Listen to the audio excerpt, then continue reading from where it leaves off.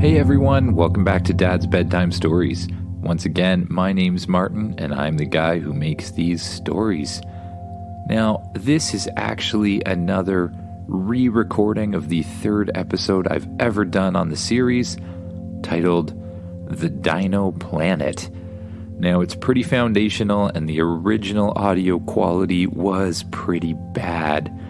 So we're going to go ahead tonight and re-record it instead of making a new episode. So if you recall back to the last episode, which was episode number 2, The Lava Planet, you were on a huge adventure with your new spaceship, traveling very far to see some sort of special planet that spaceship wanted to show you. Once again, just sit back in your bed, get as comfy as you can, and imagine yourself doing what the kid in the story does. You wake up once again on your spaceship.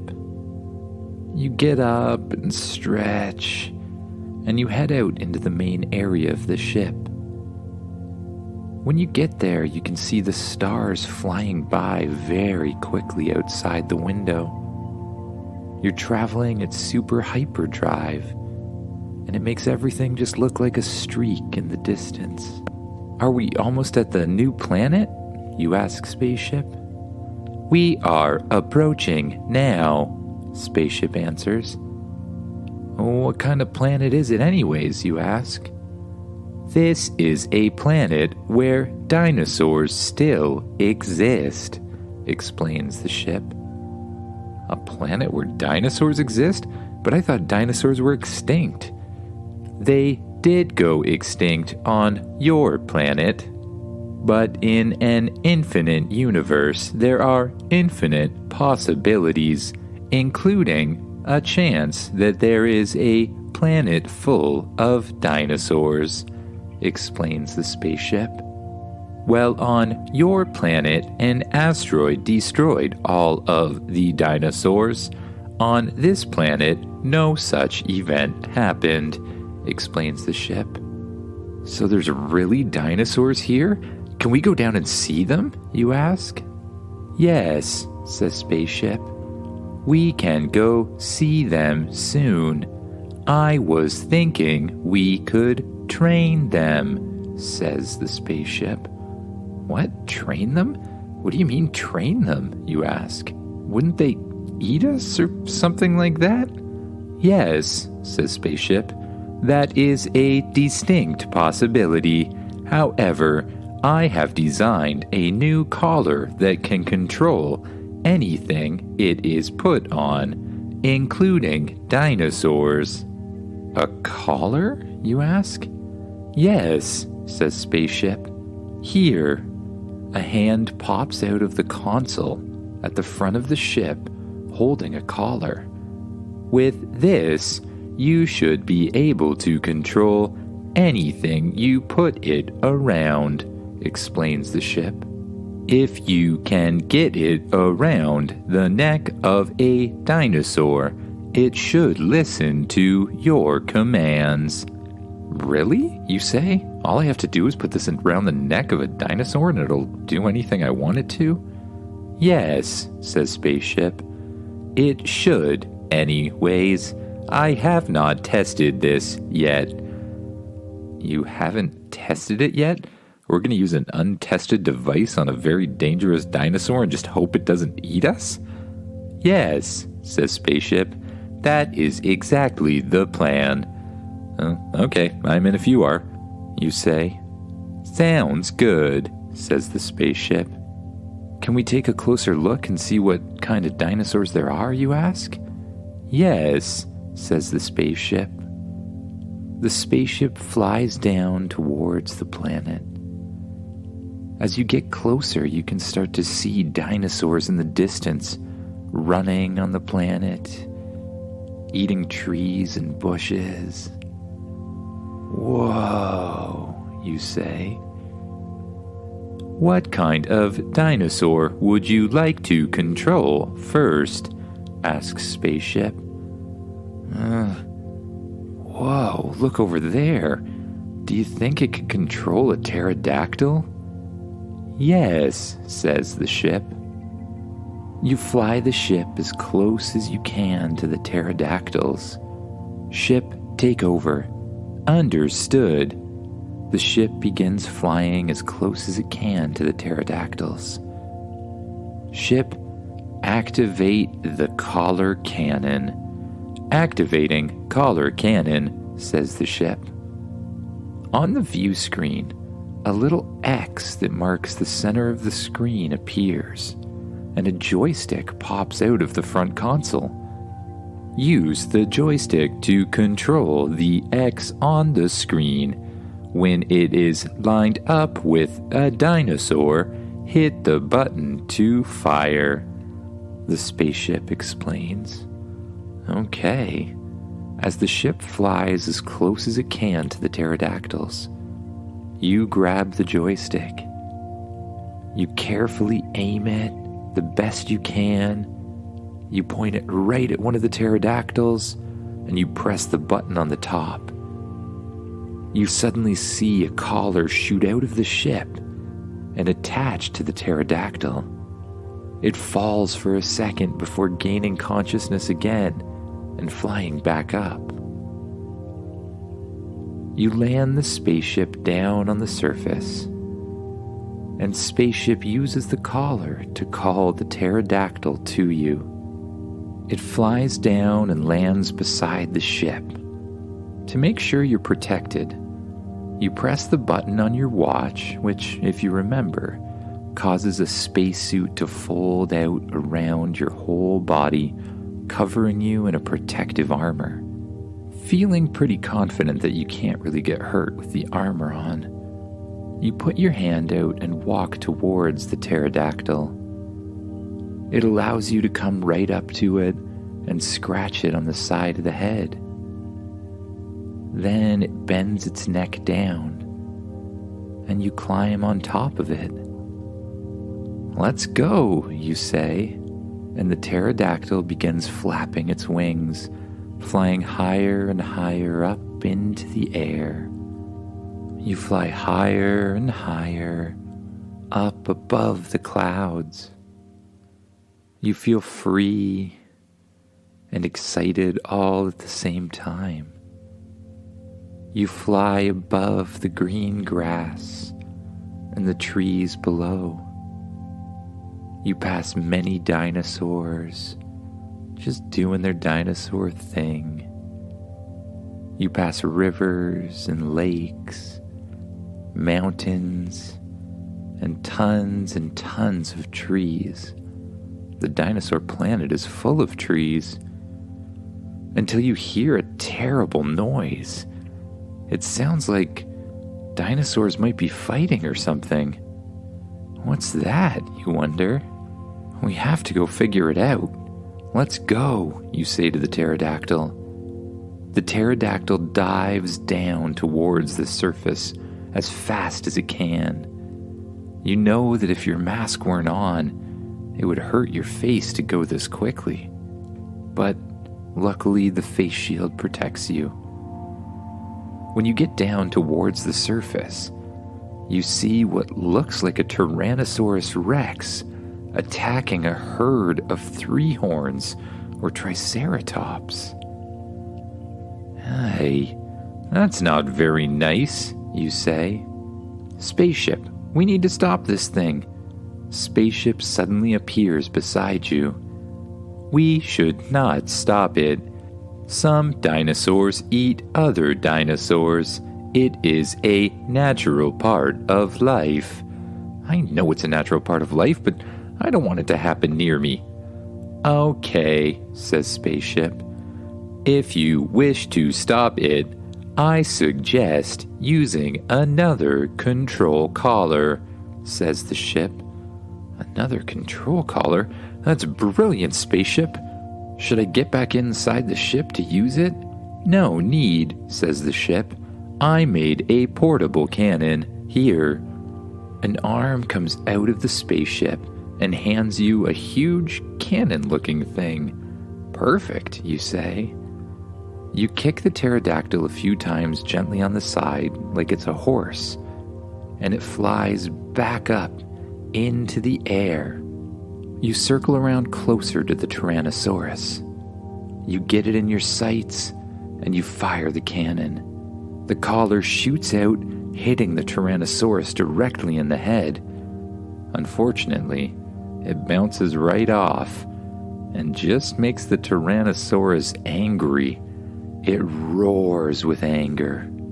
The roar startles you just a little bit, and you lose balance on the pterodactyl, and you fall off.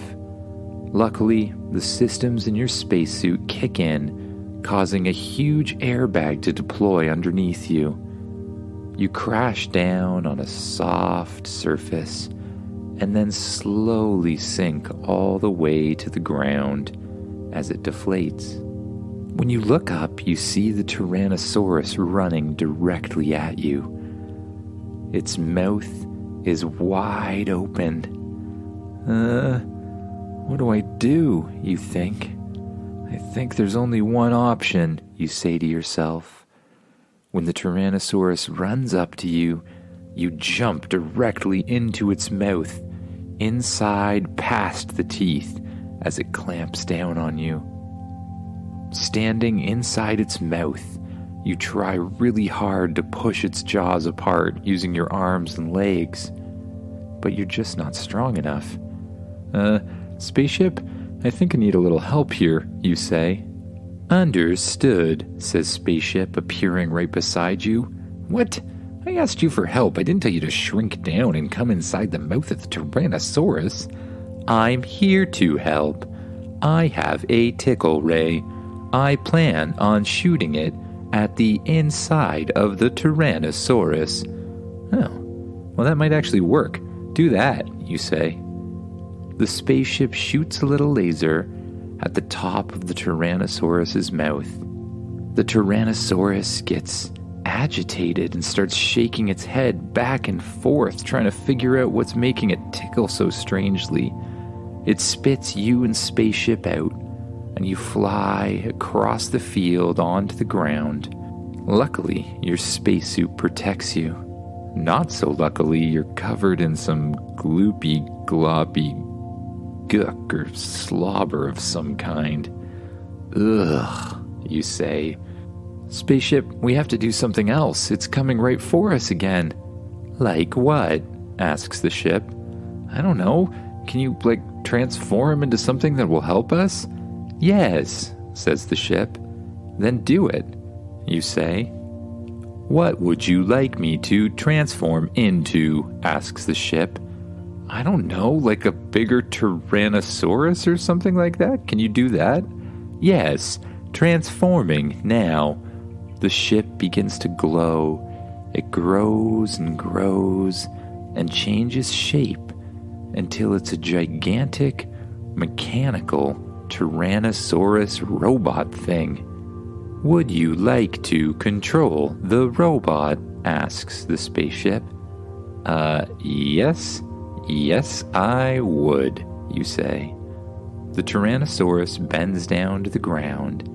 A little hatch on the side of its stomach pops open, and you run inside. When you run into the main area of the ship, a little helmet pops down. You put the helmet on, and you close your eyes, knowing that when you open them, you'll be in full control of the Tyrannosaurus robot. When you open your eyes, you see through the eyes of the Tyrannosaurus robot. You feel the huge mechanical legs of the robot as well, and you test them out by stomping them on the ground. And you feel something else too, a huge tail. It's a sense you've never had before, but you find it very easy to move around. Your jaws feel huge and powerful, but your arms, well, they feel tiny and completely useless. But that's kind of beside the point.